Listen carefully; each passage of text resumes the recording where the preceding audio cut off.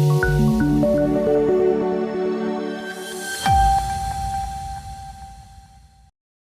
દર્શક મિત્રો, સમાચારની વાત કરવામાં આવે તો નશાની હાલતમાં બેફિકરાઈથી ટ્રક હંકારતા ડ્રાઈવરે હાલોલ પાવાગઢ રોડ પર અકસ્માત સર્જ્યો।